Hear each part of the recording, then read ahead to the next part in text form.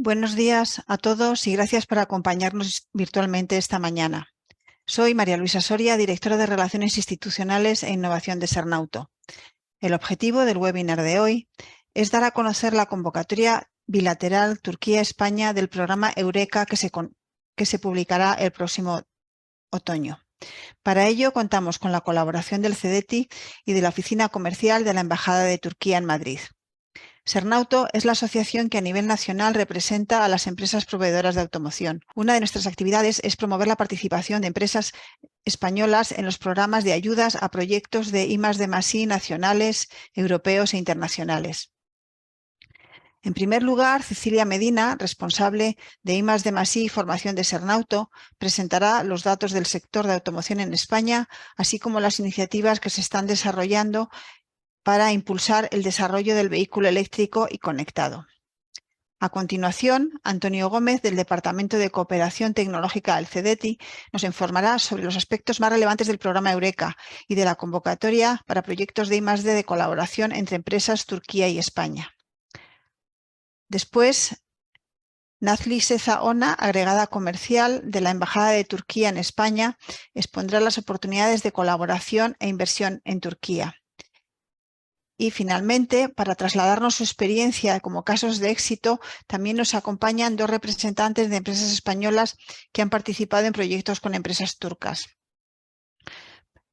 Aitor Rueda, Product Development Manager de Ether Brakes, nos presentará el proyecto MILBAS sobre innovación en materiales para sistemas de freno de bajas emisiones de partículas, en colaboración con Tofas y Microterm en Turquía. Después, Ángel Estrella, director general de eBuscar, que es una empresa que está desarrollando un autobús autónomo para el transporte urbano del futuro. Durante la exposición podréis formular vuestras preguntas en la sección de preguntas y respuestas que aparece en la parte inferior de la pantalla. Cuando finalicen las exposiciones contaremos con unos 15 minutos para trasladar vuestras preguntas a los ponentes. Y ya empezamos porque tenemos un programa muy complejo hoy con la intervención de Cecilia Medina. Buenos días, voy a compartir pantalla.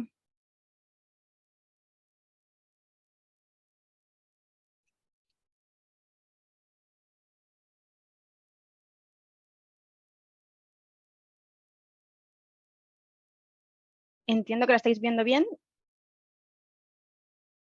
Sí. Vale, genial.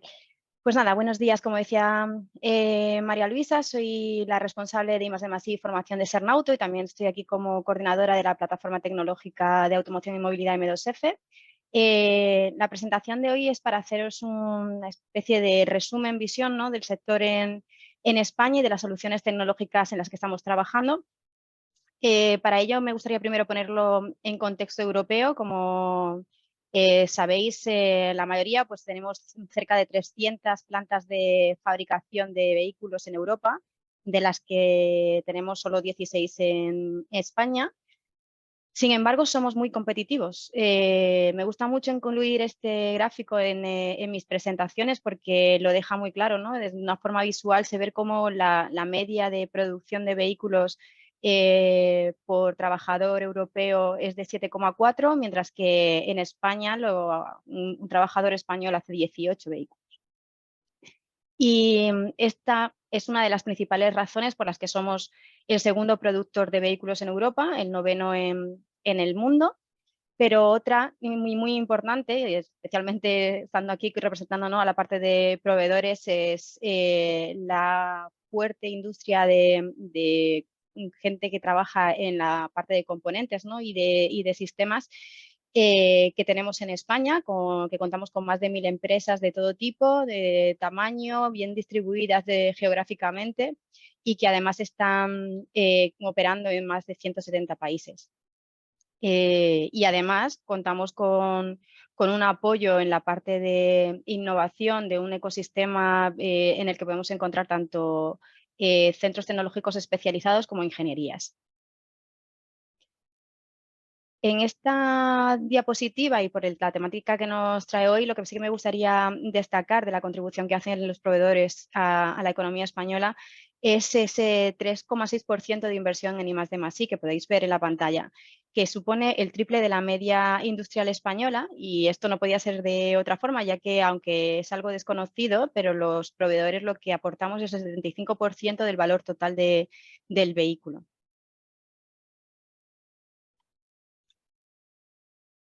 En la situación en la que estamos o la que estamos viviendo ahora, que todo el mundo sabe que es una situación muy compleja y que en los últimos años hemos escuchado muchas veces la denominación de tormenta perfecta, porque venimos de 2020 y del periodo de pandemia que nos obligó a focalizarnos en la protección de los trabajadores, en la liquidez y en la reducción de gastos, ¿no? Para intentar hacer más flexible también la producción como prioridades para poder asegurar la supervivencia del sector a largo plazo, y de ahí pasamos a otros años que considerábamos que iba a ser mejor, pero no, porque se complicó mucho la situación en la que todas el de parada y arranque de producción se convirtió en una parte normal de nuestra nueva normalidad, y debido tanto pues eso, a la falta de materia prima, las interrupciones que se estaban produciendo en la cadena de suministro, los altos costes de energía,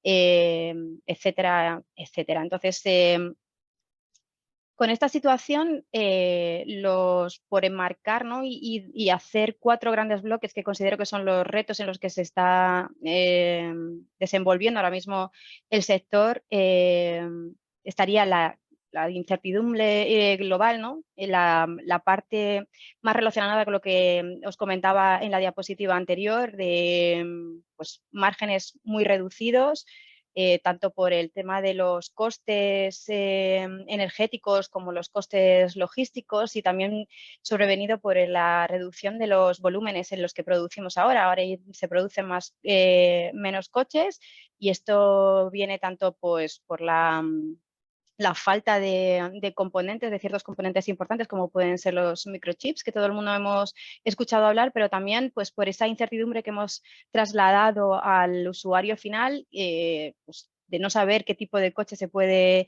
comprar, tanto por las normativas, las prohibiciones, ¿no? que se está escuchando del vehículo de combustión interna, y que al final hacen que se decante por coches de segunda mano en vez de coche de nueva producción. El MADE, que al final es la transformación tecnológica que estamos viviendo y que pues detallaré un poco más adelante, lo voy a dejar para después, pero también por esa transformación tecnológica, pues esto está influenciando mucho de forma consecuente también a la búsqueda de nuevos profesionales con nuevos skills, y por eso también se ha incrementado mucho todo lo que tiene que ver con el upskilling y el reskilling, la atracción de nuevo talento. Y por último, las empresas deben o tienen como un mandato claro, tanto por normativa como es una cosa que además ya estábamos haciendo, que es la de mejorar su sostenibilidad medioambiental, social y de gobernanza para contribuir a la Agenda 2030 de Naciones Unidas, que como decía, en el sector de automoción, por ejemplo, es un tema que ya se estaba haciendo, pero ahora además de hacerlo, pues hay que explicárselo a la sociedad, ¿no? Lo que está haciendo el sector por ello.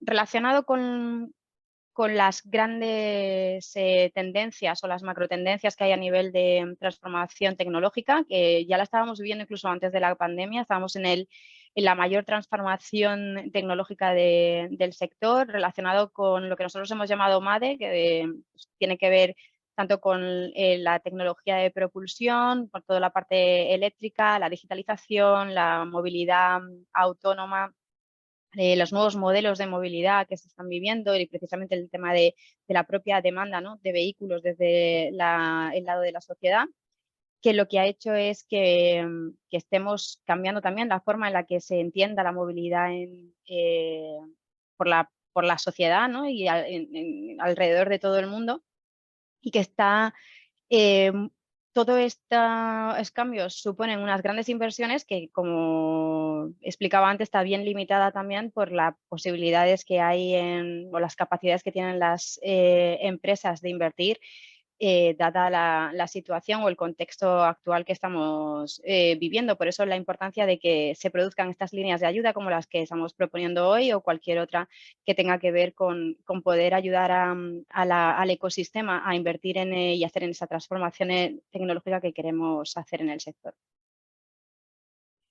En España contamos con lo que se creó en 2006 como espejo de lo que estaba haciendo también en Europa, que es la iniciativa de la Plataforma Tecnológica Española de Automoción y Movilidad, que realmente es un foro de encuentro de todo el ecosistema de entidades que están relacionadas con la automoción y la movilidad y que trabaja principalmente en dos sentidos. Uno, en hacer una estrategia país o una estrategia de I+D común que guíe el trabajo tanto de la parte del sector, pero también como recomendaciones a las administraciones públicas para establecer en qué líneas consideramos que es clave que se invierta y que se apoye también desde el lado público.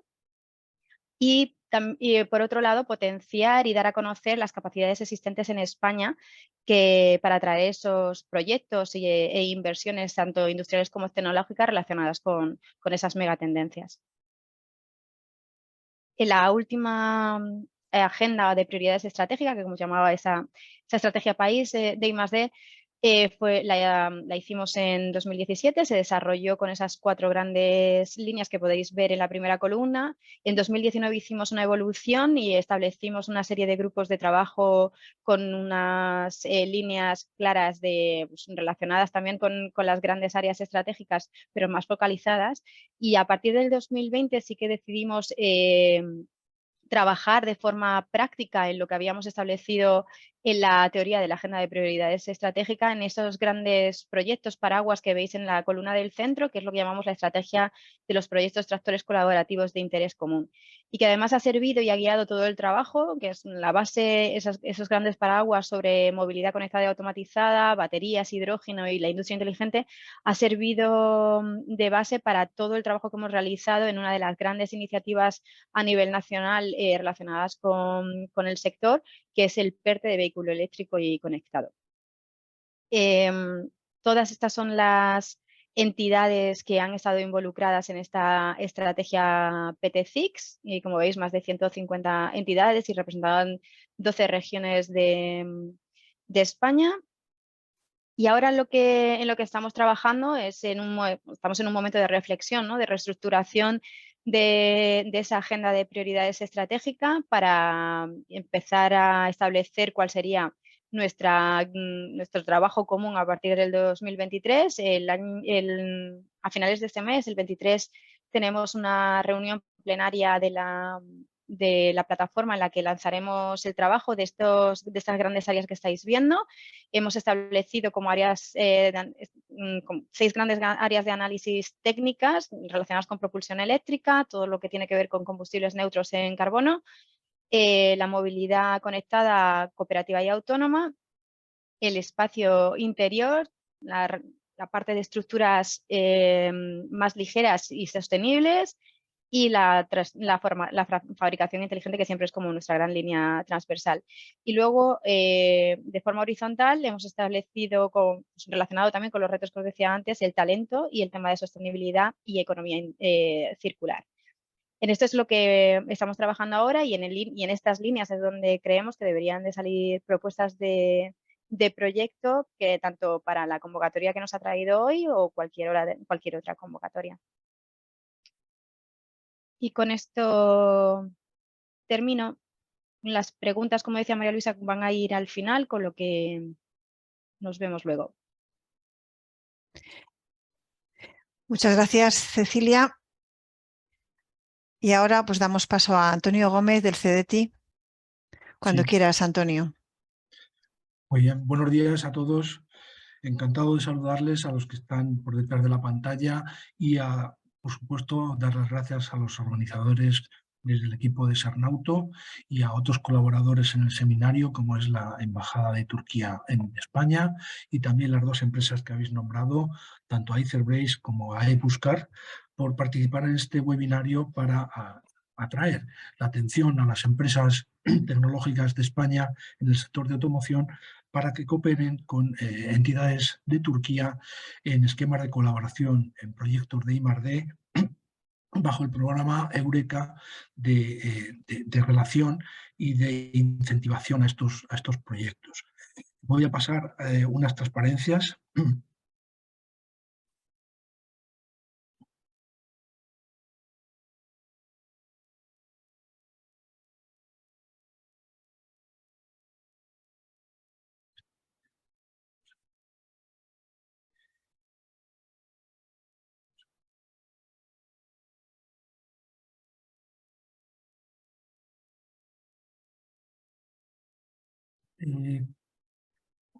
¿Están viendo mi pantalla? Sí, sí se ve, pero tienes que poner a pantalla completa. Sí. Ya se ve. Muy bien, gracias. Bien, la llamada bilateral con Turquía ya es un clásico. Todos los años hacemos una llamada completa para incentivar la cooperación entre entidades españolas y turcas, y hemos lanzado este vector de la automoción, pues como ahora es una prioridad la descarbonización también en el sector transporte y la electrificación, pues hemos considerado, y también la conducción autónoma, estas nuevas tendencias para tratar de mitigar la emergencia climática desde este sector. Bueno, pues hemos considerado importante tratar de rescatar algunos proyectos interesantes que puedan surgir en esta área y que podamos llevar a cabo colaborando entidades tecnológicas desde ambos países. Bien, la llamada bilateral de proyectos de red del programa Eureka es donde nos vamos a apoyar para hacer esto.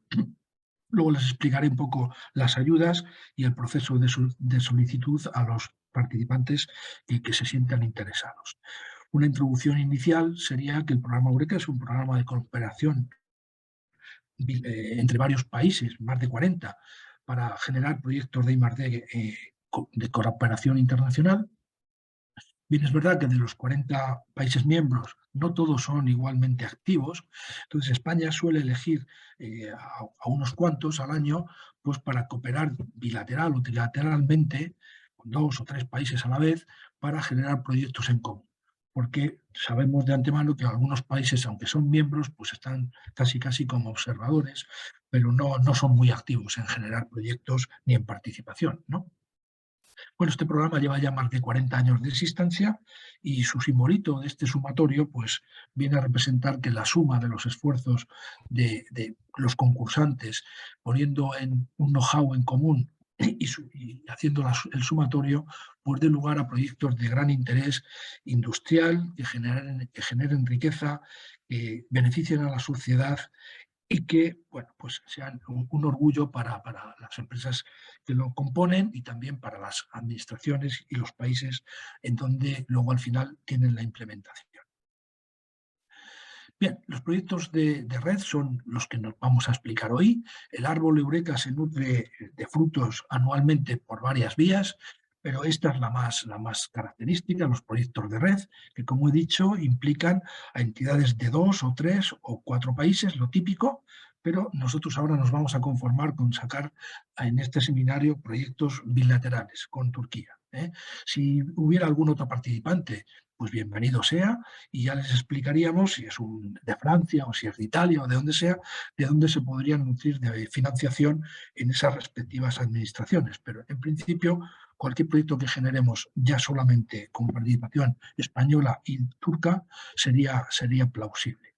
Hay otras herramientas para generar cada vez más frutos a este árbol, pero no me voy a entretener en nombrarlas a todas ellas. Por ejemplo, la llamada Global Stars son países terceros que no son ni siquiera europeos, pues a lo mejor Canadá o Estados Unidos o Singapur, bueno, pues son países que también nutren la red, pero es un entrenamiento para países que no son todavía europeos, pero que, bueno, que desean cooperar y tienen gran capacidad tecnológica. Bueno, se les invita a participar con una regla de 2 viejos miembros invitan a un tercer miembro novato.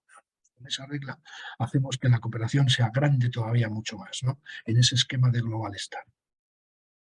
Los proyectos de red tienen que versar sobre generar un nuevo producto, proceso o servicio que sea innovador y que sea de aplicación en tecnología civil, no militar. Se apuesta por todas las temáticas a propuesta del consorcio, que es soberano, elige la temática, elige el sector de aplicación y elige la composición del consorcio y sus objetivos.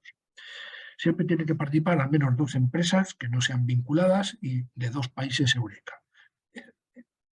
La financiación y la evaluación es descentralizada y se realiza en cada país, llevando una coordinación entre los representantes como yo, que hablamos bilateralmente o trilateralmente para llevar a buen término la realización, primero el procedimiento y luego la realización del proyecto y su posterior seguimiento o certificación.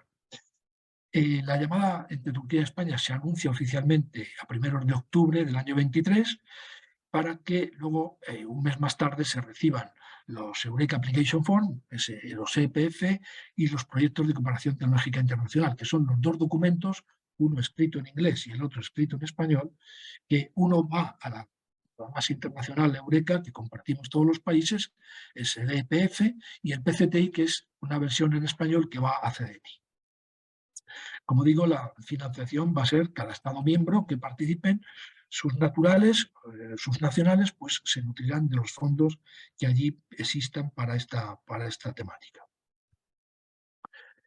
Entonces, ¿cuáles son los criterios de elegir un proyecto? Bueno, pues como decía, al menos 2 empresas, una turca y una española, que no tengan vinculación accionarial entre ellas. Se puede invitar a universidades, centros de investigación, pero siempre deben actuar como subcontratados de aquellas empresas. Pueden intervenir en otros países con otras entidades, pero no van a recibir ayudas ni de CDTI ni del organismo turco TÜBİTAK, que es el homónimo a CDTI en aquel país, la Agencia Nacional de I+D para aquel país. El objetivo, como he dicho, desarrollar un nuevo producto, proceso o servicio innovador que suponga un desafío tecnológico, que la tecnología sea el core del proyecto, el desarrollo de tecnología, que se vea materializado en actividades de investigación y desarrollo industrial, que tenga un gran impacto económico venidero o en prospectiva y que sea un proyecto civil, pero nunca militar. El proyecto tiene que estar bien definido, bien estructurado en cuanto a costes, en cuanto a equilibrio de participantes y bien planificado y escrito en el formato Eureka Application Form. Tiene que haber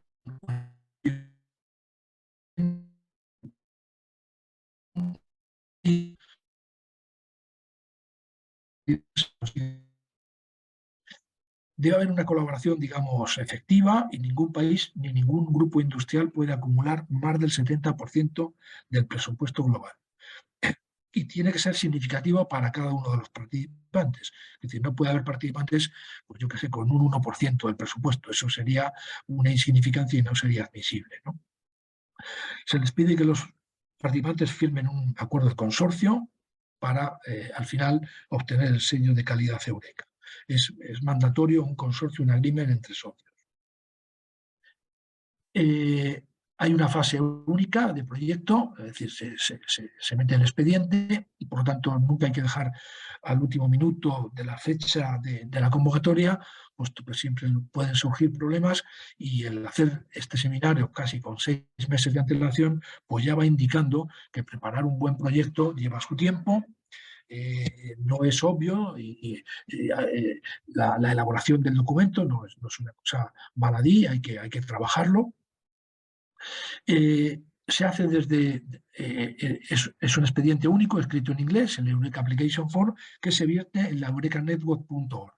Es un escrito en inglés, quien da la voz cantante es un líder, siempre en un consorcio tiene un líder, bien venga desde España o venga desde Turquía, y ese es el que va invitando a otros socios a intervenir y van conformando el proyecto común. Todos tienen que tener un partner form, es decir, cada participante tiene como un subproyecto a su mando y tiene que estar firmado por cada uno de ellos, ese subproyecto. El aglomerado total es lo que conforma el conjunto del proyecto EAF. Ese documento lo compartimos entre las administraciones y luego encima pues, lo pedimos traducir o lo pedimos añadidos. O, por ejemplo, hay administraciones que piden un Gantt, un descriptivo. Bueno, pues eso está bien.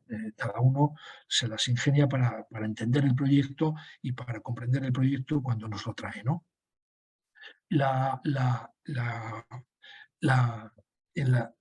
Esta convocatoria estará escrita en su día en ese link que ven ustedes abajo, eurekanetwork.org, Open Calls, Turquía-España, Call de 2023. Esa será como la definamos en su momento y cuando salga a publicidad en toda Europa. Vamos a suponer que abrimos en octubre y la convocatoria, bueno, pues luego tendríamos el límite para entregar la convocatoria sería una fecha determinada, normalmente sería 2 meses o así más tarde, y luego a los 7 días, tanto Tubitac como CDTI nos habremos mirado esos expedientes y podemos decir que si están completos y si son elegibles y se pueden ya examinar. Entonces, cada una de las administraciones va a solicitar a los concursantes, si han sido elegidos, que en un plazo de unos 20 días, es decir, unos 30 días desde la fecha X, que sometan a las 2 administraciones el expediente de petición de ayuda pública, de ayuda de fondos para la inversión que supone este proyecto, ¿no?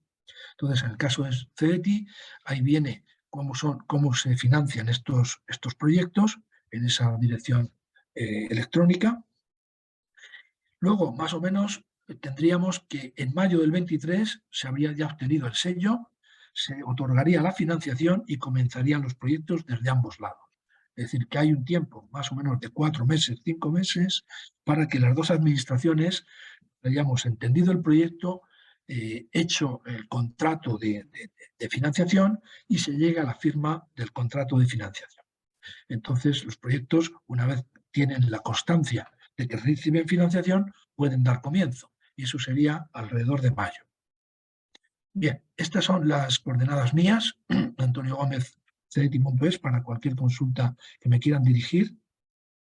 Y estas son las coordenadas de mi colega Umut, que está aquí abajo, que tiene estas 2 direcciones y con las cuales pueden consultar desde el lado turco cualquier consulta que le quieran hacer a mi colega y coordinador desde aquel país.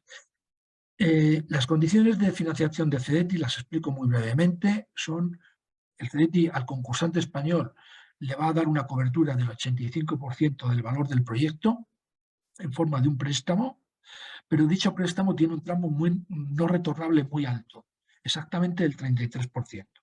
Que de la ayuda que se le haya prestado al concursante, un 33% no lo tiene que devolver. El resto lo devolverá en 10 o 15 años de amortización y a un tipo de interés que será el Euribor cuando se firme el contrato de ayuda, el que esté vigente en ese momento.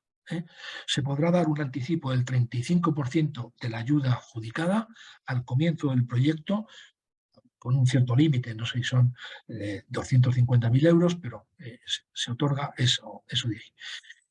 Se da también al comienzo un informe para la grabación fiscal de actividades de este proyecto, que se supone de I+D, para que la empresa se pueda grabar en el Ministerio de Hacienda de ciertos gastos, y hay que mantener el carácter internacional hasta el final. No vale trabajar un año de proyecto, beneficiarse de todas estas ayudas y luego abandonar o retirarse o ausentarse, ¿no? Hay que mantener el carácter internacional hasta la finalización. Bueno, esto es un poco el procedimiento. Hay una capa que nos compete a las administraciones por arriba y luego los concursantes en la página web del CEDETI van metiendo la solicitud y proponiendo al CEDETI una financiación consecuente con los gastos del proyecto. Entonces, son 2 capas de trabajo, ¿no? La primera capa se basa en la plataforma eurekasmartsimple.ie, es la que maneja toda la red Eureka, que es hay que registrarse y conseguir un login en la misma para verter el proyecto dentro, y luego ya en CDETI, en esta sede electrónica, con firma electrónica y registro electrónico, el concursante va sometiendo documentos, la memoria técnica, las cuentas anuales, si da la declaración de que sea una pyme, etcétera, una serie de documentos administrativos y a su vez la memoria técnica y el presupuesto del proyecto. Todo eso se hace online con un registro electrónico y firma electrónica. Bueno, esto es un aspecto de la página web Eureka Smart Simple, cuando le pide al concursante que se registre. Esto es el tablero de mandos de cómo está una empresa que tenga varios proyectos en la mano, pues cómo puede ver en cualquier momento si tiene algo pendiente, si tiene algo sometiendo en progreso, si se está revisando, es decir, tiene un cuadro de mandos que puede ver online cómo están sus aplicaciones, sus Eureka Application Form, si es que tiene más de uno, en cualquier momento, si lo tienen las administraciones examinando o como quiera que vaya el proyecto. Bueno, pues esto es... La financiación de un concursante casi siempre va a ser un proyecto de I+D, pero podría haber proyectos que el concursante dice que se autofinancia o que se financia con un proyecto de innovación, si es que lo que priman en las inversiones son adquisición de activos fijos. Si fuera así, es más un proyecto de innovación que de I+D. Es la I pequeña de la ecuación, y entonces la financiación sería por ese segundo escalón. O concursantes que deciden autofinanciarse, también es viable, simplemente se van a tener que someter, lógicamente, al ser un proyecto en la red Eureka, a un seguimiento y una monitorización del proyecto, pero sin meternos para nada en sus finanzas o en sus simplemente saber cómo va la marcha del proyecto para poder responder cualquier pregunta que nos llegue desde el otro país, para saber cómo va el proyecto desde el lado español. Es decir, la autofinanciación no significa que el concursante hace de su capa un sayo y hace lo que quiere, no. Se somete a una monitorización durante el proyecto y después del proyecto. Bueno, aquí recordar que es importante un acuerdo de consorcio, que se tiene que hacer. El Project Form también se le entrega al CDETI una copia cuando se va a pedir la financiación. Se puede meter un diagrama Gantt explicativo de las tareas y los tiempos que competen a cada concursante. Y nada más. Que las dos solicitudes que pongo aquí que hay que hacer en España son el PCTI, que es como una traducción al español de lo que se ha vertido en la red Eureka, y luego la financiación nacional, la solicitud de fondos. Esos son los dos expedientes principales que hay que introducir en la web del CDETI, en el aplicativo CDETI. Dedicar tiempo suficiente a la preparación, ya lo he dicho antes, y nada más. Luego me someteré al turno de preguntas que ustedes consideren. Muchas gracias. Muchas gracias, Antonio, por tu presentación. A continuación, damos paso a Nathalie Serra Onat, que es la agregada consejera comercial de la Embajada de Turquía en Madrid. Thank you, Nathalie, for being today with us. You can start as you want, please. Thank you very much, Maria.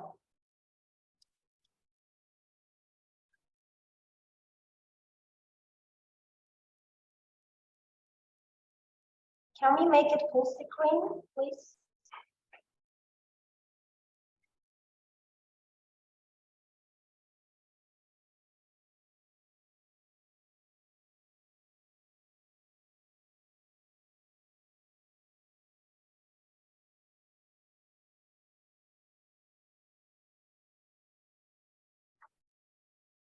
Okay.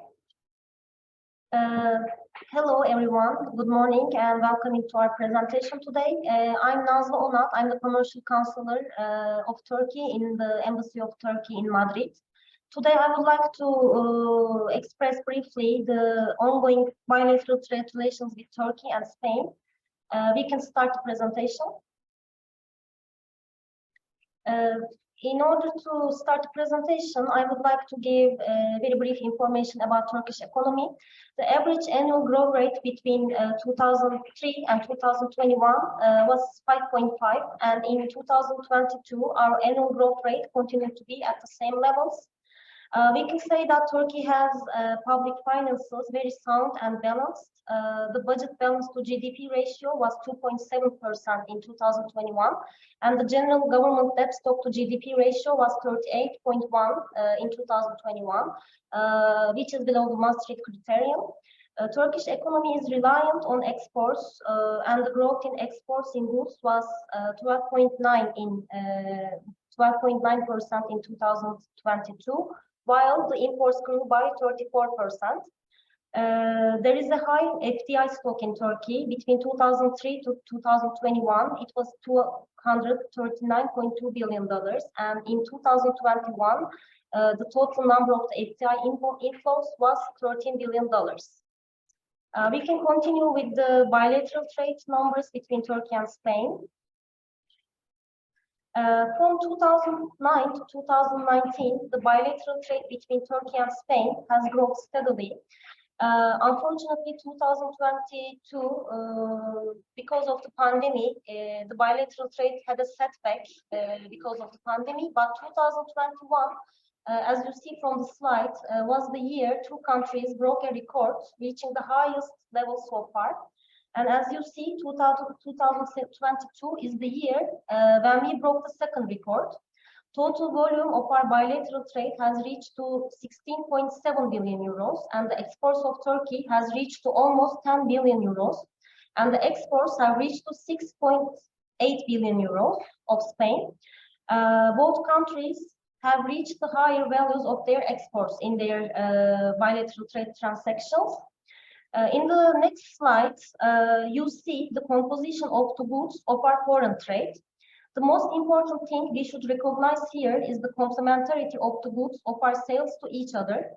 You see that the major product groups we export to each other are textile, automotive, machinery, and iron and steel. Automotive sector is very important because I will give more details in the following slides, but we are exporting and importing to each other automotive and automotive parts. And automotive sector has the biggest share in our bilateral trade composition.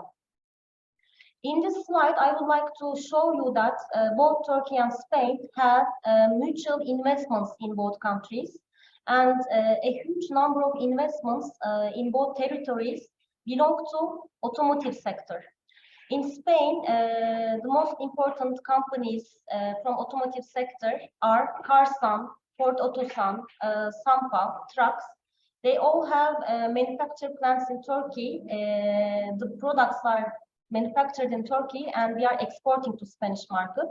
Likewise, Spanish companies such as Ficosa, Gestamp, Lumac, Autotrim, they are also having investments in Turkish markets with their manufacturing plants in various territories. Also, I would like to express that Spain is the biggest single investor in Turkish market because of their investment in Garanti Bank, BBVA. So I would like to continue with the other slides. In 2022, during the Intergovernmental Summit of Turkey and Spain, two countries have set a target of reaching to 20 billion euros. And in only 2 years, we have already reached to 17 billion euros in our bilateral trade. Of course, when you remember the composition of the product groups, we need some sectoral diversification. And also we still look for bilateral investments, and we encourage collaborating in research and development projects. Another very important point is that also cooperation in third markets such as Latin America and Central Asia is a very crucial target for both countries. We need each other's support and knowledge in those third markets. I would like to continue with the Customs Union Agreement in order to give some idea. Customs Union Agreement is the main agreement between Turkey and European Union. Very briefly, with this agreement, customs duties and quantitative restrictions are eliminated in the trade of industrial goods and processed agricultural products. And the other two important agreements are double taxation avoidance agreement and the agreement for the promotion and reciprocal protection of investments. Let's continue with the strategic location advantages of Turkey. As you know from the map, Turkey is geographically and logistically very well connected to the rest of the globe. Turkey has connection with around 40% of global trade occurring within a 4-hour direct flight radius. We have a very outstanding logistics infrastructure, and also the government has very ambitious infrastructure development plans in order to maintain the global leadership position. We have 25 logistics centers, a huge number of transportation capacity, a big container storage and handling area. And still, there are a lot of projects. The details you can find in the slides are ongoing. When we have a look at the connection with Spain, there are more than 70 weekly flights between Turkey and Spain. Also, the ports are very well connected, and also a huge number of Turkish logistics companies have already investments in Spanish market.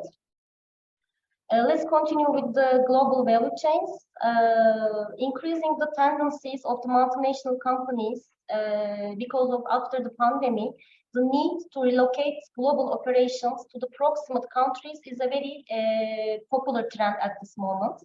Because of its geographical and strategic location, the free trade network, logistics infrastructure, the diversified manufacturing structure, state incentives, workforce, cost advantage, and with the strong industry clusters and the investment-friendly economy, Turkey has been benefiting most from the supply chain shift, and Spain has a lot of investments, a lot of global multinational companies that has been benefiting from the advantages of Turkey at this time.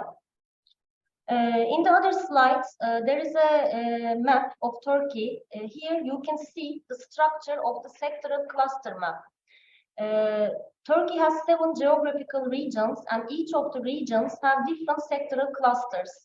You can see that automotive cluster is in the Marmara region. In each of the clusters, you can see universities, free zones, technoparks, logistics centers, organized industrial zones, and many other kind of facilities that benefits the companies in those clusters. Here, in the other slides, I would like to give brief introduction to the automotive manufacturers in Turkey. As you see, Turkey is home to several major car manufacturers, both domestic and international. In this slide, we will be highlighting some of the biggest players in the Turkish automotive industry, including their brand names, locations, years of establishment, and the foreign partnerships they have. Please take a look at the first slide, which lists the various automobile manufacturers in Turkey and the main business associations. Here, you see the major automotive manufacturers in Turkey. As you can see, these companies are spread across different regions of the country, including Istanbul, Bursa, Izmir. These locations have been strategically chosen for their accessibility to transportation networks, as well as their proximity to major population centers. By having their manufacturing facilities in these locations, these companies are able to efficiently produce and distribute the vehicles to both domestic and international markets. This has helped to make Turkey a key player in the global automotive industry. In this respect, I would like to highlight that the Turkish automotive industry has become an important part of the global value chain of international OEMs, meeting and exceeding international quality and safety standards. Over the last 20 years, original equipment manufacturers have invested over $17 billion in their operations in Turkey, and the number has been significantly expanding. Moving on to the next slides, we see some important statistics that highlight the impressive growth and success of the Turkish automotive industry. Firstly, Turkey was ranked as the 13th largest automotive manufacturer in the world in 2021. This is a clear proof of the industry's rapid expansion in recent years. In addition, Turkey's production of vehicles account for 10.5% of the total production in the EU's 27 region. It's worth noting that Turkey's strength in the production of commercial vehicles is particularly impressive, as the country is now the #1 producer of commercial vehicles if compared with other European Union countries. The passenger car production ranks 6th, and when it comes to total production, Turkey ranks 4th in the EU 27 region. These statistics demonstrate Turkey's contribution to the global automotive industry and highlight the country's growing importance as a hub for vehicle manufacturing. When we have a look at the development of the Turkish automotive industry, we see an exciting journey filled with many notable accomplishments and milestones. The Turkish automotive industry was characterized by a reliance on licensing agreements with foreign manufacturers starting in the 60s and 70s. Through this strategy, Turkish companies were able to produce cars with foreign brand names, which aided in the development of the nation's new automotive industry.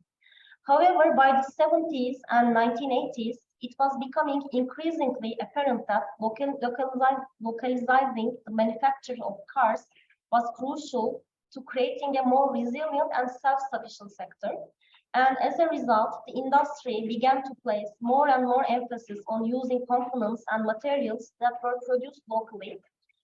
This strategy helped to lower costs, improve the competitiveness of vehicles made in Turkey, and lay the foundation for future growth. The Turkish automotive industry went through a period of modernization in 1980s and 1990s as new manufacturing processes and technologies were introduced. Turkish automakers started producing better quality vehicles with enhanced safety features during this time, and the sector started to emerge as a significant player in the global automotive market. Turkey had created its own export strategy by the middle of the 1990s, which helped it compete more successfully in the international automotive market. This manufacturing strategy placed a strong emphasis on producing cars for export, helped Turkey become a significant hub for the production of automobiles. The industry went through a period of full integration in the late 1990s and early 2000s as local businesses started to develop their manufacturing and design capabilities. New Turkish automotive brands came into existence during this time, and intellectual property, technology transfer, and R&D were all given more priority. The industry is currently adjusting to the new challenges and opportunities as we head into the 2020s and beyond. The automakers in Turkey are developing new technologies and strategies to stay ahead of the curve in response to the rising demand for smart mobility solutions. Overall, the Turkish automotive industry has developed steadily in the direction of increased autonomy and innovation. We can anticipate seeing even more exciting advancements and achievements in the years to come as Turkey continues to expand and develop as a significant player in the global markets. The parts and components industry are vital components of the Turkish sector, and this sector plays a key role in driving the growth and success. The industry is responsible for the production of a wide range of parts and components, as you see from the slide, including engines, transmissions, brakes, steering systems, among many others. One of the key strengths of the parts and components industry in Turkey is the high level of integration with the country's vehicle manufacturers. While working closely with local automakers, parts and components manufacturers are able to develop and produce high-quality products that are tailored to the specific needs and requirements of the Turkish market. This close collaboration has helped to foster a culture of innovation and excellence within the industry and has driven the development of many new and exciting technologies and products. Here are some quick facts about the parts and components industry in Turkey. There are over 8,200 exporter SMEs in the industry. With 200 foreign investors, the industry has attracted significant international interest and investment. The industry provides employment for more than 200,000 people, making it a key source of jobs and income for the country. The industry's export revenue totaled $13 billion in 2021, and this is a big contribution to the country's economy. Let's move to the other slides. When we have a look at the research and development side of the sector, Turkey has made significant investments in this area in the recent years. Currently, there are 157 automotive research and development centers and 33 automotive design centers. Turkish government has also played an important role in supporting research and development projects in the automotive industry. There are specific laws such as Research and Development Law and the Scientific and Technological Research Council of Turkey, the main institution that Antonio has previously mentioned. These initiatives aims at encouraging and supporting research and development activities in automotive industry. One area of particular focus in recent years has been the development of electric and hybrid vehicles. The Turkish government has identified this as a key growth area for the automotive sector, and there are significant investments in this area. One notable example of this is the introduction of the local brand of TOG. TOG is set to launch the first electrical and hybrid vehicle in the near future of the world. These vehicles are designed to meet the needs of modern customers who are increasingly focused on environmental sustainability and are expected to be highly competitive in both domestic market and for the export markets. And let's continue with the exports of the Turkish automotive industry. The Turkish automotive industry, as I mentioned before, is one of the biggest contributors to the country's economy. And of course, exports play a very significant role. Turkey is a leading vehicle exporter to European markets, exporting more than 950,000 vehicles to 2021. It was a big contribution, of course, for the economy right after the pandemic. In 2022, the number of OEMs exported valued $18 billion, while suppliers of parts and components were exported about $13 billion. One of the key factors driving the success of the automotive industry of Turkey is, of course, the ability to export to a wide range of markets around the world. We export more than 200 countries with a significant concentration in the EU market. And EU markets account approximately 65% of our exports. Furthermore, the fact that 72% of the production is exported highlights the critical role that it drives a big growth in the industry, and it increases the profitability of the industry. By maintaining the strong focus on exports, we will continue to develop innovation projects in order to meet the needs of the global consumers. When we have a look at the main strengths of the Turkish automotive industry, to sum up, of course, the most important things include a rich automotive manufacturing culture with 60 years of experience. This requires a high sense of quality and commitment to continuous needs of the market. Also, the industry benefits from a strong and stable labor force with qualified, well-trained, motivated workers available at a competitive cost with flexible working hours. The industry has a strong entrepreneurial spirit, which is reflected in its partnerships with world-leading manufacturers. Industry is also very well positioned to take advantage of a high potential domestic market, which is also very important. The developed infrastructure and services in the regions, such as logistics, energy, transport, banking, communication, provide a lot of resources to the automotive industry. All of these strengths are backed up by a wealth of experience in exporting with a high level of expertise with global consumers.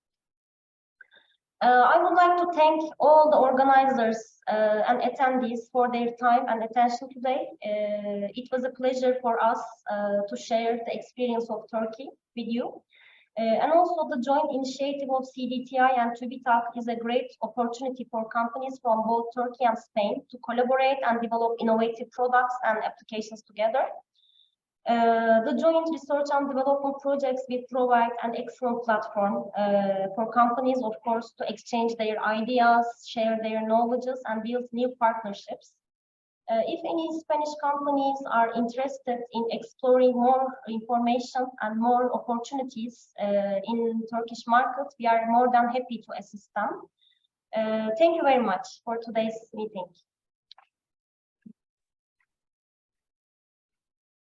Thank you very much, Nazli, for your presentation. Y ahora continuamos en el webinar de hoy con las presentaciones sobre casos de éxito de dos empresas que ya han tenido esta experiencia, ¿no? de desarrollar proyectos con empresas turcas en el programa Eureka. En primer lugar, Aitor Rueda, cuando quieras. Muchas gracias. Voy a ver si comparto la pantalla.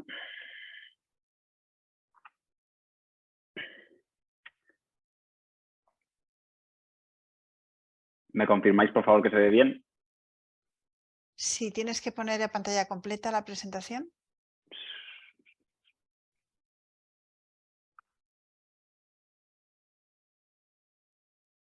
¿Ahora? Ya, perfecto. Vale, muchas gracias. Bueno, buenos días. Mi nombre es Aitor Rueda. Soy el responsable de desarrollo de la empresa Etherbreaks y voy a pasar a comentaros brevemente el proyecto en el que hemos estado trabajando los 2 últimos años, que ha sido un proyecto bajo el programa Eureka, en colaboración con Turquía, concretamente con 3 empresas de Turquía, de las que ahora os voy a comentar más adelante. El proyecto, su nombre con las siglas es MILBAS y quiere decir Material Innovation for Low Dust Brake Systems, que básicamente es un proyecto para reducir las emisiones del sistema de frenado, ¿vale? Centrándonos sobre todo en el disco y en la pastilla de freno. Por ese motivo hemos tenido que trabajar en común, porque nosotros solamente nos dedicamos a la fabricación de material de fricción, de pastillas de freno. Este es el contenido de la presentación que voy a hacer esta mañana. Os voy a dar unos datos de la empresa, de nuestra empresa Etherbreaks, para que sepáis un poco dónde estamos. Después pasaré a comentar los antecedentes del proyecto, los objetivos específicos del mismo y luego hablaré un poco del consorcio, de cómo está estructurado, el cronograma y los presupuestos que tenemos aprobados. Y finalmente comentaré un par de diapositivas sobre los resultados que hemos obtenido y las lecciones que hemos aprendido con este proyecto. Vale, hechos, datos y cifras. Bueno, Etherbreaks somos el mayor fabricante europeo independiente de material de fricción. Pertenecemos al grupo Berkelium, a su división de fricción, en la que estamos encuadrados Etherbreaks y Ethertools, que es una empresa que nos da apoyo en la fabricación de los utillajes y en todo el tema de mecanizado. Somos una empresa fundada en Pamplona, en el norte de España, en 1961. De hecho, en el 2021 hemos celebrado el 60 aniversario de la compañía. Nos dedicamos a la fabricación y venta de material de fricción, principalmente al aftermarket, lo que sería el mercado de recambio. Somos una compañía española 100% privada e independiente. Exportamos a más de 70 países. En 2022 hemos tenido unos ingresos de 48 millones de euros y para este 2023 esperamos tener un aumento aproximadamente del 10% y llegar hasta los 53 millones de euros. Actualmente estamos trabajando más de 450 personas empleadas entre mano de obra directa y mano de obra indirecta. Básicamente nuestra fabricación, nuestro trabajo se divide en 2 grandes grupos. Por un lado, lo que serían pastillas de freno para los turismos, furgonetas y vehículos comerciales ligeros y por otro, para el vehículo comercial, lo que llamamos comúnmente camiones. En el primer grupo tenemos una capacidad instalada para fabricar 5 millones de juegos al año, que podría llegar a 6,5 millones trabajando más días. Somos líderes mundiales de gama, líder europeo en nuevos lanzamientos. De hecho, esto es uno de los puntos fuertes de la empresa. Somos los primeros en lanzar nuevas referencias de nuevos vehículos. El 85% de lo que vendemos va dirigido a exportación y un 30% se vende bajo la marca ICER. En cuanto al vehículo comercial, lo que comentaba antes de camiones, tenemos una capacidad para fabricar 600.000 pastillas al año, que pueden llegar a ser 800.000. En este caso estamos hablando de pastillas, en el caso de pastillas de freno hablamos de juegos, ¿vale? Somos el mejor producto del mercado de recambio independiente a nivel de prestaciones. Somos líder europeo en nuevos lanzamientos, igual que pasa con el tema del turismo, es uno de los puntos fuertes de la empresa. El 70% de lo que fabricamos y vendemos va a la exportación, dirigido a la exportación, y el 60% de las ventas se hacen con la marca ICER. Vale. Pasamos a hablar sobre los antecedentes del proyecto. Durante muchos años, las emisiones producidas por los motores de combustión han sido un problema apremiante para el público y para el que se aplican directrices estrictas de toda la Unión Europea, ¿vale? Desde 1992 existen valores límites legalmente especificados en toda Europa para las emisiones contaminantes de vehículos nuevos, con el objetivo de proteger a las personas y al medio ambiente. Como resultado de valores límite cada vez más estrictos y una tecnología cada vez más sofisticada, los vehículos modernos se han vuelto más limpios y la contaminación por partículas finas causadas por la combustión ha disminuido. Esto está muy relacionado también con las limitaciones que tenemos ahora para entrar en los centros de las ciudades con los vehículos de combustión o con determinados vehículos que tienen una longevidad X, etc. Sin embargo, a pesar de este éxito de la industria del automóvil y del creciente número de vehículos eléctricos, la contaminación por partículas finas, especialmente en las ciudades, sigue siendo elevada. Como consecuencia, las emisiones de partículas que no son provenientes del escape, es decir, que no son provenientes como consecuencia de los motores, son ahora el foco de atención. ¿Vale? Nosotros, como fabricantes de freno, de material de fricción para las pastillas de freno, sabemos que uno de los focos más importantes es el nuestro, es el sistema de frenado. Entonces, nos hemos querido centrar en esto para este proyecto. Se han realizado diversas investigaciones y la comunidad de investigadores expresó su preocupación, sobre todo en particular con respecto a los efectos peligrosos para la salud humana de los contaminantes claves: el dióxido de nitrógeno, sobre el que no podemos hacer nada, y las partículas PM. ¿Vale? En concreto serían las PM10 y las PM2,5. Las partículas PM10 habla de las partículas cuyo tamaño es inferior a 10 micras y las de PM2,5 a 2,5 micras. Es decir, las de 2,5 estarían incluidas dentro del PM10. Estas partículas son las críticas, se consideran de mayor impacto, ya que sus efectos no solo están relacionados con las concentraciones de los contaminantes, sino también con la frecuencia y la duración de la exposición, ¿vale?, a la que estás expuesta. En una de las fotos podéis ver una imagen microscópica de lo que sería un cabello humano, que estamos hablando de que tiene un espesor de 50-70 micras. Bueno, pues las partículas en las que nos vamos a centrar serían los puntos azules, ¿vale? Partículas por debajo de 10 micras, que se sabe que son capaces de penetrar en nuestro organismo y llegar pues, por ejemplo, a los pulmones. Entonces, son los puntos muy críticos. No solo es importante el tamaño de la partícula, sino también es importante la composición química de las mismas. Entonces, la composición química de las emisiones es una información crucial para evaluar la relevancia potencial para la salud de estas emisiones.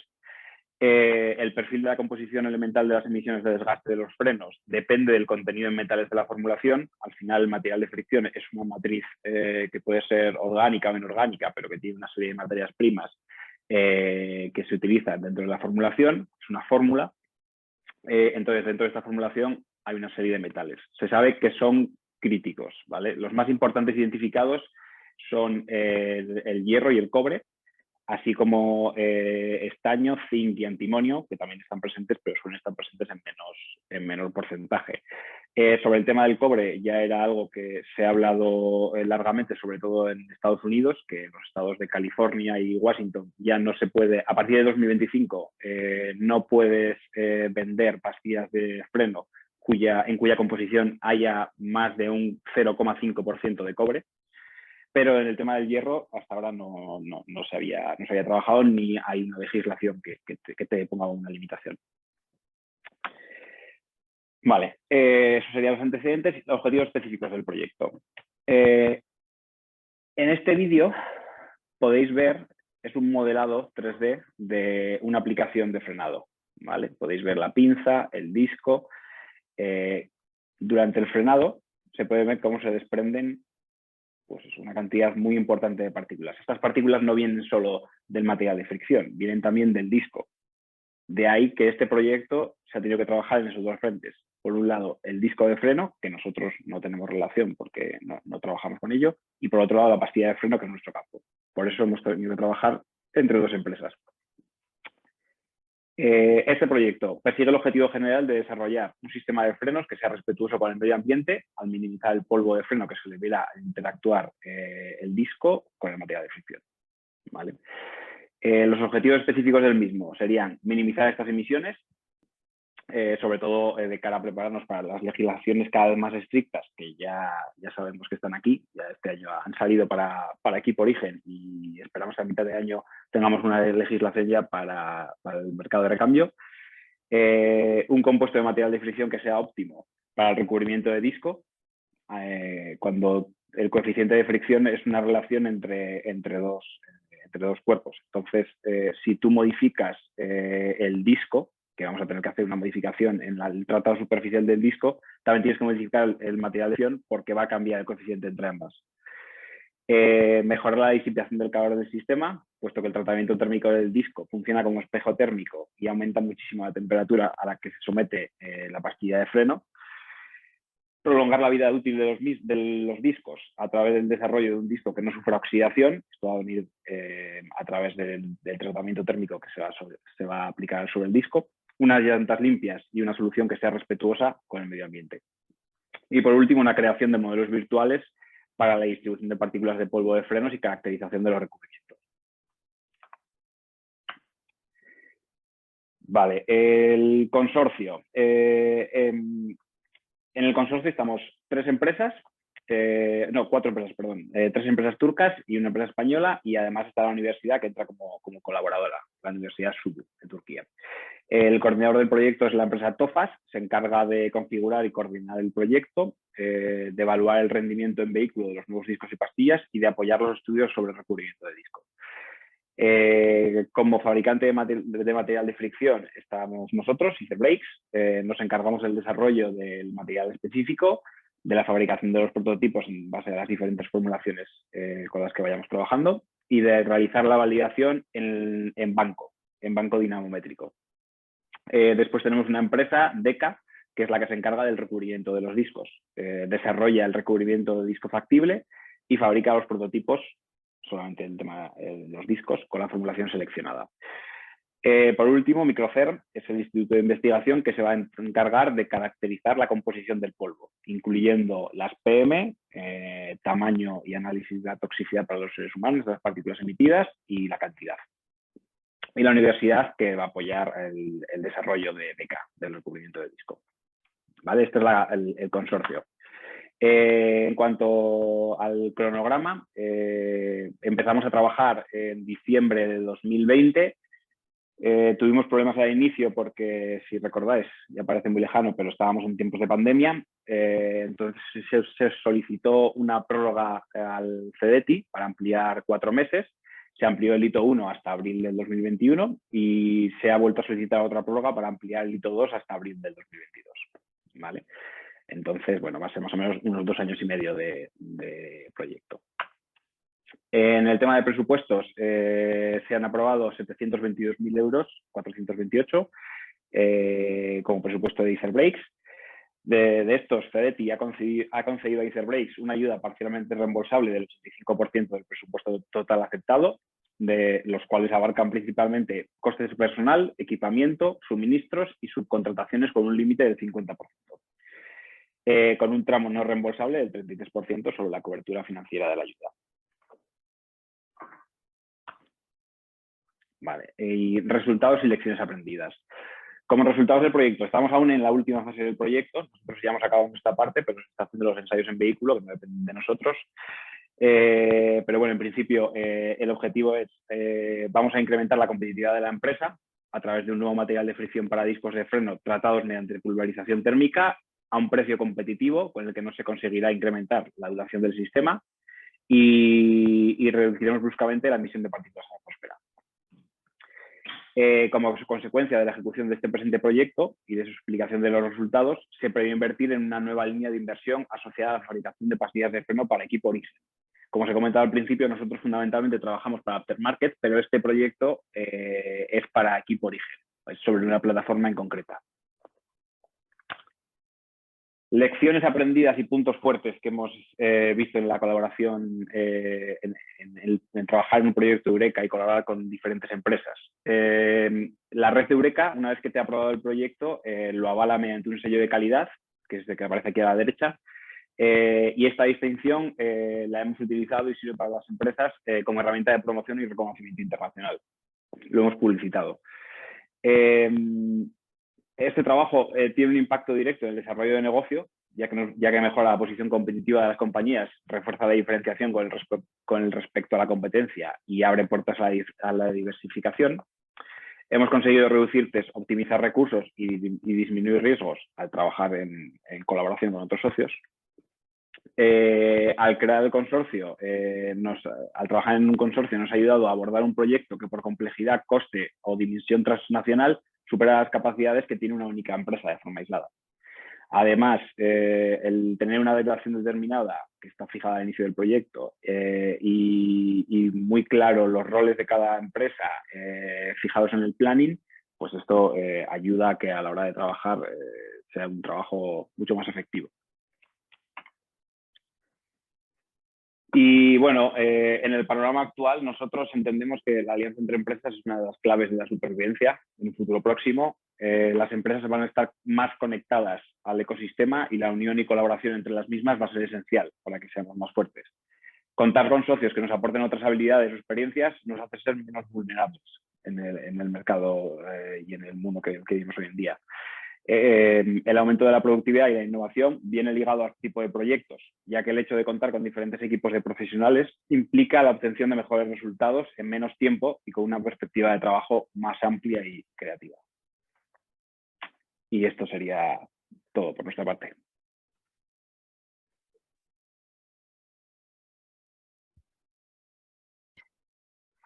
Muchas gracias, Aitor. Ahora pasamos a la presentación de Ángel Estrella. Hola, buenos días a todos. Bueno, voy a compartir mi pantalla, espero que se vea.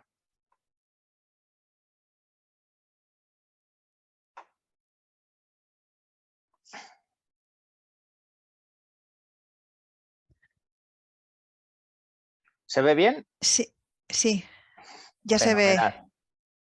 Pues Perfecto. muchas gracias. Soy Ángel Estrella, soy el director general de Buscar. Buscar es la compañía filial distribuidor de autobuses Karsan, una de las compañías de las que he hablado antes, Nasli, un fabricante turco de autobuses enfocado fundamentalmente en autobuses eléctricos, de hidrógeno, autónomos, siempre centrado en la alta tecnología. Y bueno, nosotros somos una empresa que estamos ahora mismo arrancando un proyecto con CEDETI centrado en el autobús autónomo. El autobús autónomo, y nos hacemos la pregunta, nos planteamos si esto puede ser de verdad el futuro del transporte urbano. Para ello me gustaría primero hacer unas disquisiciones, dar algunos brochazos de lo que está pasando ahora mismo en el mundo, porque creo que del autobús autónomo se habla mucho, pero muchas veces a lo mejor no tenemos de verdad enfocado, no tenemos acotado este asunto en el punto donde está. Cuando hablamos de vehículos autónomos hay ciertos niveles, al final parece que hay un criterio común que es la norma SAE 3016 y digamos que hay un nivel 0 que son vehículos sin ninguna automatización, nivel 1 de asistencia al conductor, por ejemplo un control de velocidad adaptativo que llevan ya muchos coches, un nivel 2 de automatización parcial, que es por ejemplo el sistema de aparcamiento asistido que actúa sobre dirección, freno y acelerador, que aparca solo. El nivel 3, que sería algo así como el Tesla Autopilot, y estos tres niveles no se considera todavía vehículo autónomo, sino asistencia a la conducción, porque de alguna manera requiere que siempre esté el conductor pendiente de lo que hace el coche. Cuando hablamos de vehículos autónomos en su estricto, hablamos de lo que es un nivel 4, que es un nivel autónomo, un vehículo autónomo automatizado que solo, salvo en algunas situaciones puntuales, precisa de la acción de un conductor, y el nivel 5, que es un vehículo totalmente automatizado que no precisa en ningún momento de la asistencia de un conductor externo.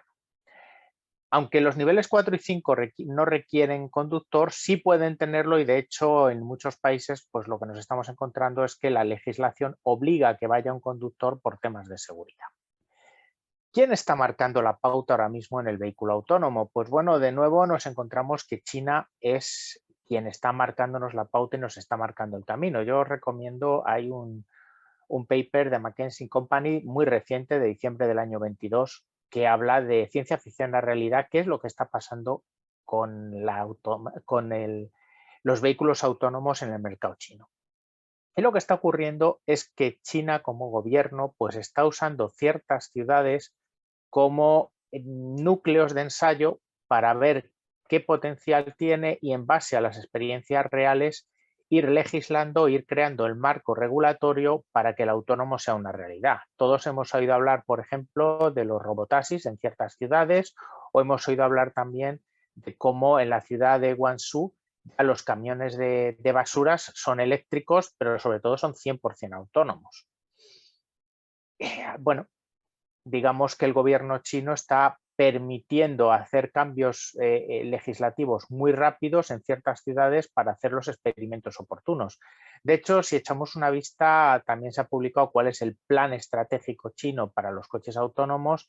Y bueno, esto es un extracto de una noticia de prensa donde dice que China espera que el 50% de sus coches sean autónomos nivel 2 y 3, pero lo que es más importante, ya está hablando de que para el 2030 el 20% de sus coches sean autónomos nivel 4. Un autónomo nivel 4, recordemos, es un vehículo autónomo que solo precisa del conductor en condiciones muy específicas, a lo mejor pues pasar por un callejón estrecho, un atasco muy concreto, pero son vehículos que de facto son prácticamente autónomos.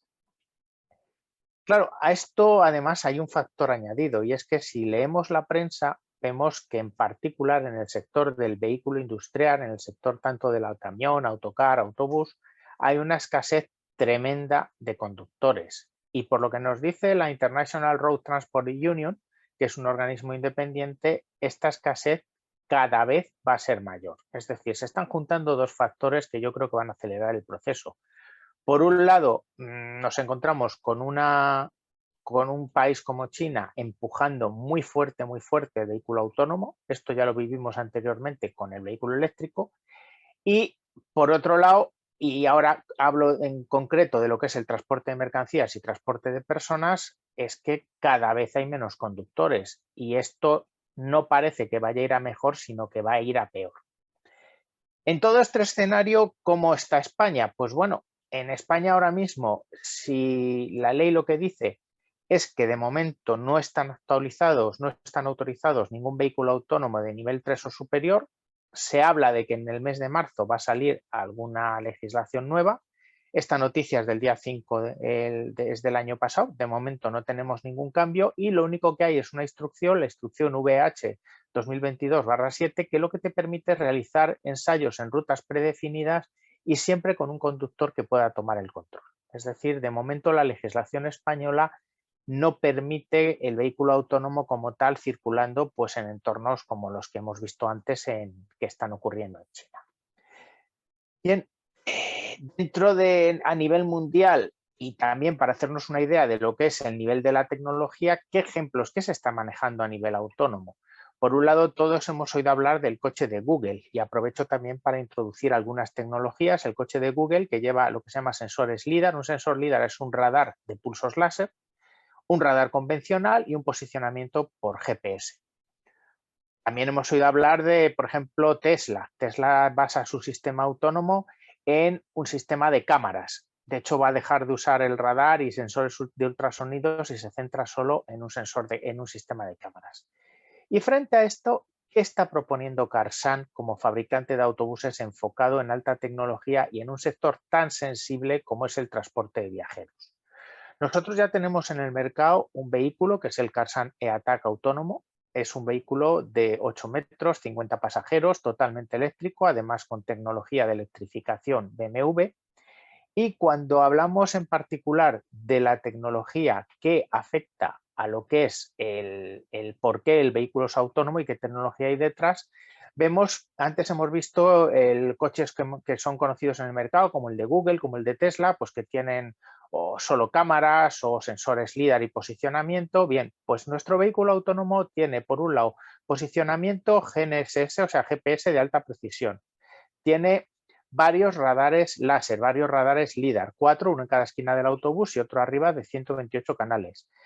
Todo el autobús va rodeado de sensores ultrasónicos. Lleva 2 cámaras térmicas, 6 cámaras RGB y un radar de pulsos electromagnéticos. Es decir, la filosofía de nuestro vehículo es ir a varios sistemas redundantes para maximizar la seguridad, porque entendemos que estamos llevando personas y eso exige que el nivel de seguridad sea tremendamente alto. ¿Qué se consigue con esto? Bueno, pues si veis a mano izquierda, en esto veríamos lo que es un autobús circulando, y a mano derecha, qué es lo que los sensores interpretan de esta situación. Cómo, digamos, ve el vehículo autónomo, cómo interpreta los obstáculos, qué es lo que va viendo con todo este conjunto de sensores, con toda esta información que se superpone. Hemos visto, por ejemplo, que hay cámaras cámaras infrarrojas también por una razón. Cuando hay situaciones de lluvia intensa, pues por ejemplo es importante ver cámaras de sensores térmicos, es decir, siempre hablamos de un sistema de seguridad tremendamente redundante para que la seguridad sea el factor determinante.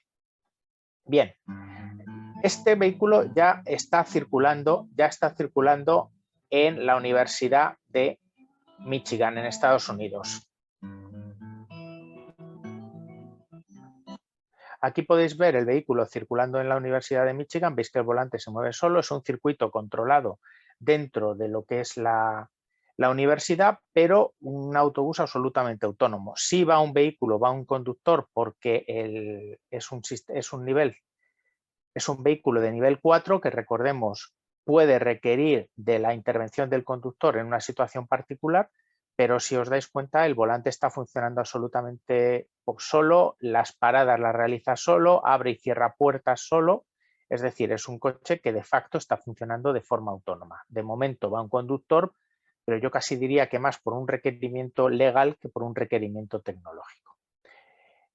En resumen, si podemos, de todo este tema del autónomo que a nosotros nos lleva a desarrollar un proyecto que, insisto, estamos empezando a trabajar con el CEDETI para poderlo implementar en España. ¿Cuál vemos que es la tendencia? Pues por un lado hay una tendencia clara que China está apostando por el vehículo autónomo y esto nos va a marcar el futuro. Otro factor importante es que hay una escasez de conductores profesionales. Nosotros, como fabricante de vehículos, es un factor en el que no entramos porque puede ser un tema muy sensible, pero la realidad es que cuando hablas con flotas cada vez tienes más complicaciones para contratar conductores.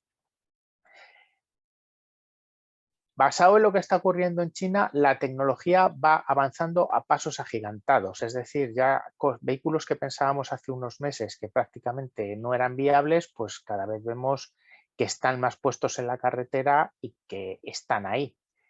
Sí que es verdad que en Europa y en particular en España necesitamos un marco legal. Ahora mismo el marco legal que hay en España todavía no está a la altura del de otros países y eso nos obliga a que lo que hagamos lo hagamos casi a nivel experimental. Y por supuesto nosotros como fabricantes pues nos adaptamos a los requerimientos de la sociedad, entendida como los ayuntamientos, los explotadores, que al final son los que nos demandan a nosotros el tipo de vehículo que se requiere. Juntando todos estos requerimientos y ya hablando de lo que es la industria europea, pues nuestra compañía en el mes de mayo del año pasado ya ha puesto en servicio el primer autobús autónomo clase 4 que está circulando en una ruta abierta en Stavanger, en Noruega, donde es una ruta, como digo, completamente abierta al tráfico normal y esto para nosotros es un éxito tremendo porque creemos que ahora mismo una solución de transporte con 50 viajeros y en autónomo es única a nivel mundial. Por lo tanto, si ya hemos visto que esto es posible en otros países como Noruega, ¿por qué no va a ser posible en España? Y este es el tipo de proyecto que queremos hacer con el CDT. Muchas gracias, con esto termino mi intervención y ya quedo a vuestra disposición para el turno de preguntas que entiendo empezará al final de todas las presentaciones. Gracias.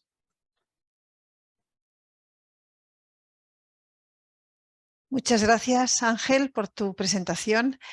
Ahora, para pasar al turno de preguntas, voy a pedir a todos los ponentes que conecten las cámaras.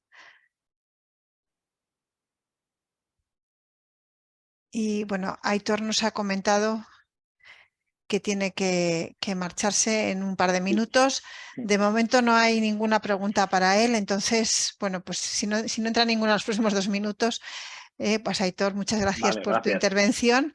Y bueno, si hubiera alguna pregunta posterior, te la transmitiríamos Sí, para favor. que pudieras responderla. Muy bien, pues vamos entonces a pasar a las preguntas. A ver, Antonio, nos preguntan si las empresas pueden cooperar, o sea, o pueden definir un proyecto de cooperación con otra empresa en Turquía, pero que sea de su mismo grupo empresarial, o sea, que sea una filial. Y también voy a aprovechar, ya que estamos, para lanzarte otras preguntas que también nos han pasado sobre los proyectos, ¿no?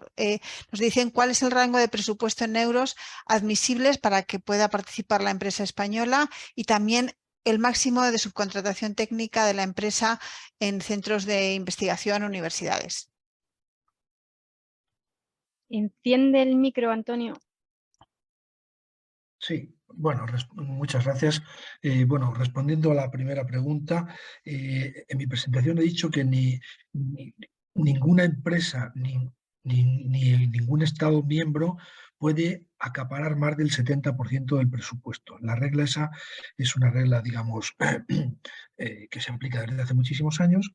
Y cuando interviene una empresa, hemos visto que Gestamp o algunas de estas empresas pues están del sector de automoción, están en ambos países.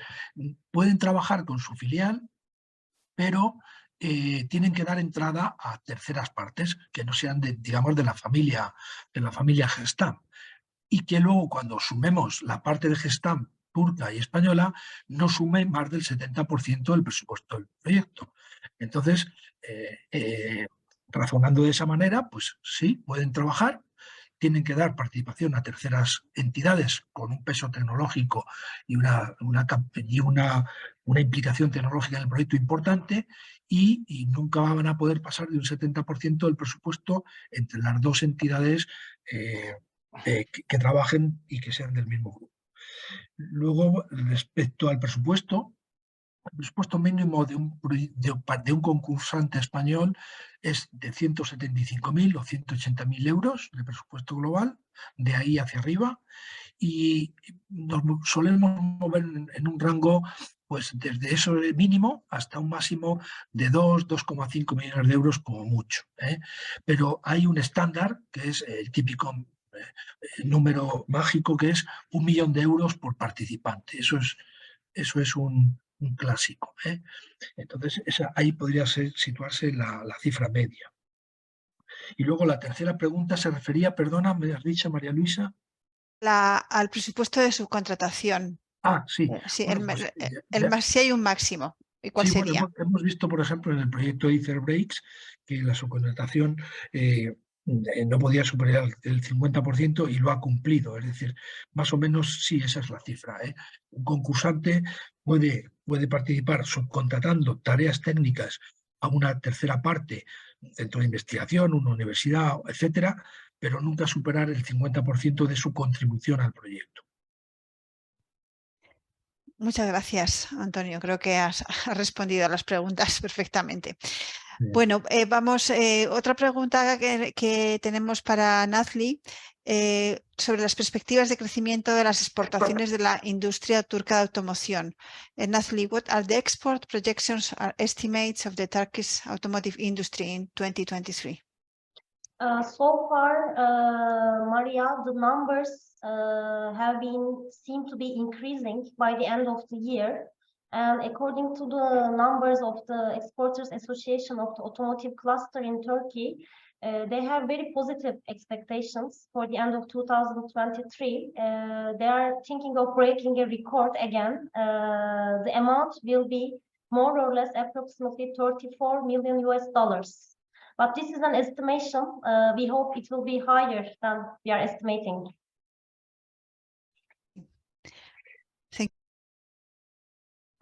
Your microphone. Thank you. Otra pregunta para Ángel. ¿Cuál es la velocidad de implantación esperada para los vehículos autónomos?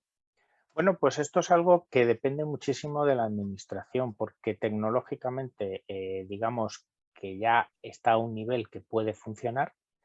De hecho, se ha visto en China que está funcionando a unos niveles impresionantes y acelerados incluso por el tema de la pandemia, donde se quería evitar contacto con conductores y temas así. Y legislativamente, pues Europa creemos que va un poquito a remolque, así que va a depender mucho de que las autoridades, bueno, pues vayan liberando un poco los temas legislativos, que yo creo que va a ocurrir porque va a haber una presión muy fuerte de los mercados. Muy bien, muchas gracias. De momento no hay ninguna pregunta más, así que bueno, me gustaría comentar. Ay, acaba de entrar una. A ver, para Antonio, dice, dada la dificultad de montar un proyecto de innovación consorciado, máxime con colaboración internacional, ¿no sería más efectivo dejar la convocatoria abierta indefinidamente? Ya.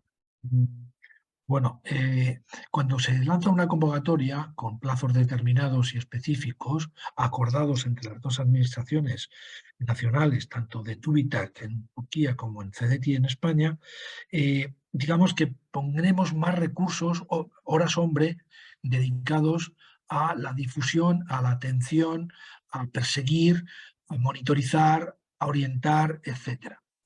Cuando lo dejamos en abierto, pues sí, se pueden meter proyectos, pero ya la dedicación puede ser un poco de menor nivel. Entonces, podemos pensar, mismo ha dicho Ángel, de la empresa de Buscar, que quiere comenzar un proyecto nuevo en esta materia de la autonomía en los vehículos. Bueno, pues empezaremos el proyecto desde ahora.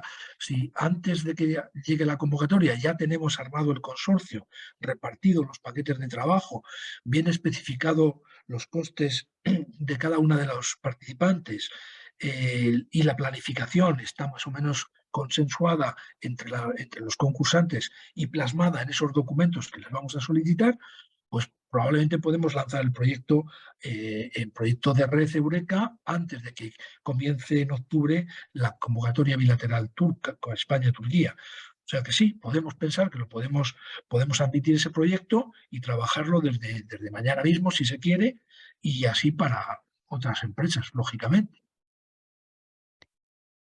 Muchas gracias, Antonio. Parece que no hay ninguna pregunta más.